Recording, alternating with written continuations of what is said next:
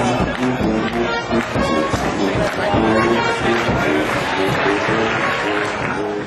suppose the applause is directed to you, not to me. Let me be optimistic about it, ladies and gentlemen.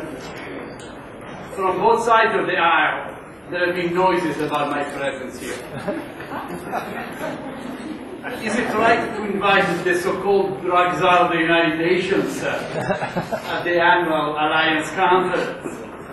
Indeed, in some of your literature, I am depicted as a die-hard prohibitionist, a drug-controlled Taliban, a proponent of drug-free world, even as a 3-star general of the war against drugs. I have heard similar complaints from the opposite front. What is the point of inviting this fellow from the United Nations, joining those who would like to end drug control, mixing with the drug legalizers, the radical fringe of a pro-drug lobby, pressing for a world of the free drugs that will never come? I am glad that eventually we all decided, and myself, that this exchange of views could be constructive and help public opinion understand better a century-old drama, drug abuse, and the damage that it does. At the outset, let me ask, is there any common ground between those who insist on a world free of drugs and those who propose a world of free drugs? By the time this session is over, I hope that you will be able to answer on the affirmative. And here I give you a few pointers. First, health and security. They have both had to be protected when we talk about society, including when we talk about the way society deals with drugs. I hope not disagree. Second, as a corollary, we all agree on the need to reduce the harm caused by drugs, by preventing their use, by treating those who use them, and by limiting the damage they cause to the individual and society as they are used. Third, I hope we also agree on the need to ensure that drug policy is evidence-based, not on the results of political consideration or ideological preferences.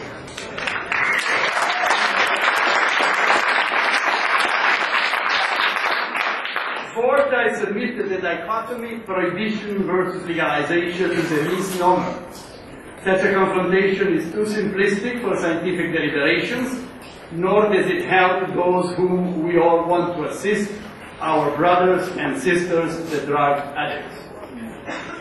Fifth and finally, I hope you all agree that it is more accurate to refer to the divergence as a difference about the degree to which addictive substances, drugs, but also alcohol and tobacco, should be regulated.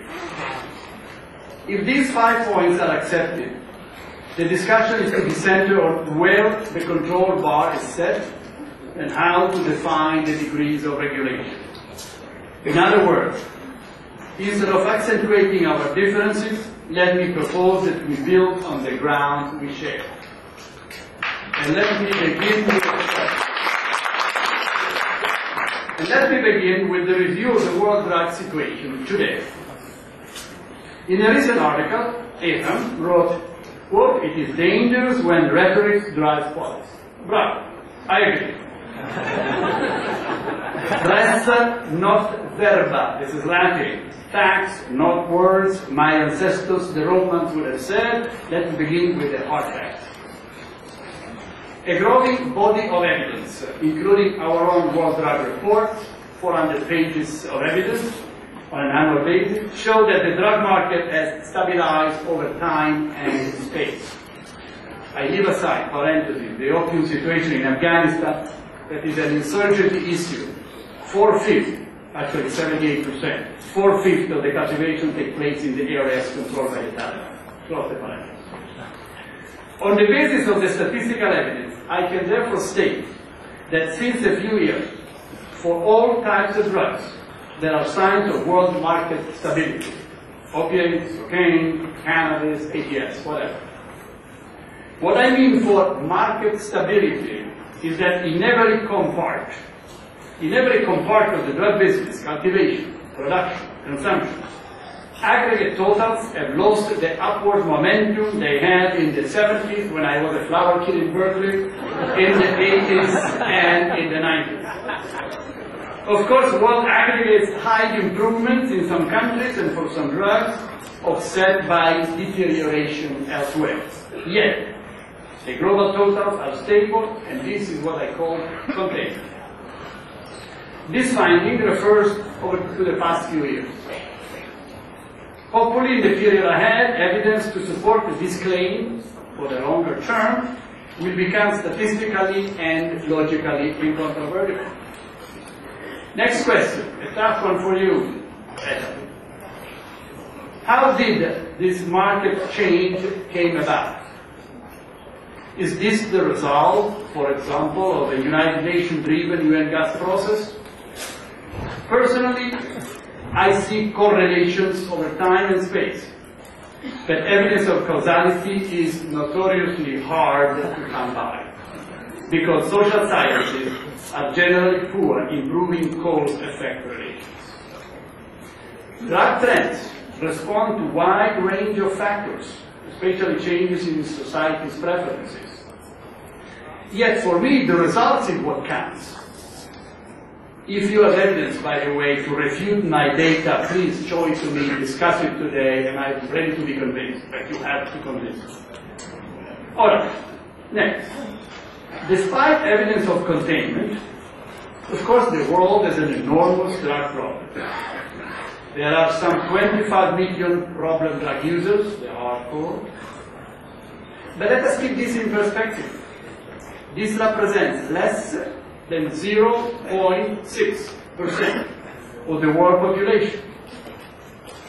If you take another estimate, namely the number of people who take drugs at least once a year, there are about 200 million of them. Of them, 160 million, 4 out of 5, smoke fat and nothing else. Therefore, even the annual prevalence, which is the most basic statistics, is still below 5% of the world population, age 14-64. By comparison, 25 million people in the world use alcohol, 25% of the world population uses alcohol, and 30% smoke. Alcohol, we know, kills 2.5 million people a year. More than half of the homicides, road accidents, domestic violence is alcohol related. Tobacco kills 5 million people a year because of cardiovascular diseases and cancer, two of the greatest killers of our time. Illicit drugs kill 250,000 people a year. So, what is my conclusion? There is growing public and medical pressure to tighten controls on the consumption of alcohol and cigarettes. That's right. So why increase the public health damage caused by drugs? By making them more freely available, drugs whose damage, thanks to control, is limited to 1/10 the casualty caused by alcohol, and 1/20 the tobacco-related death. Why ignore the knowledge that we have gained from our experience with other addictive substances? It sounds counterintuitive for me to call for relaxation of drug control and tightening up the controls on tobacco and alcohol. But let us see whether we can agree on this subject matter from a different angle. Therefore, in order to show how I like drug policies to evolve, let me begin with the slogan so many of you will ridicule and you will start laughing now: a drug-free world. Not tomato, yes. Not tomato,